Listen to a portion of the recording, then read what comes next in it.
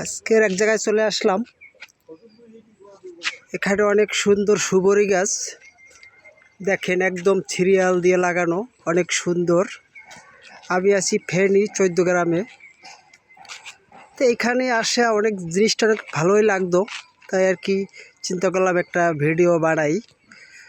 তো অনেক সুন্দর জায়গাটায় আসলাম। তো একটা কথা মনে পড়লো যে আমরা এখন বাংলাদেশে বসবাস করি, একটা টাইম পাকিস্তান আমাদের দেশকে অনেকটাই, আমাদের মা বোন তাদের তো ইজ্জত গেছে এবং অনেক ভাই শহীদ হয়ে গেছে, অনেক লক্ষ লক্ষ মানুষ শহীদ হয়ে গেছে।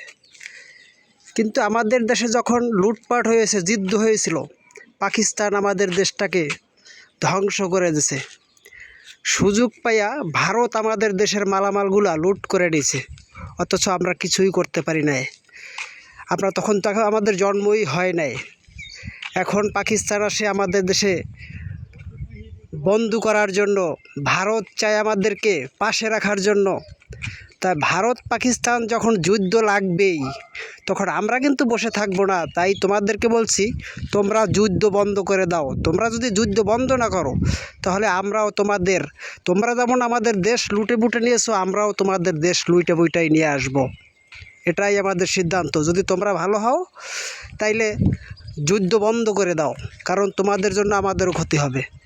আর আমরা চাবো না যে আমাদের ক্ষতি তোমাদের জন্য হোক। তোমরা হয় যুদ্ধ বন্ধ করে দাও, না হলে তোমাদের মালামালের দাবি ছেড়ে দাও। ধন্যবাদ।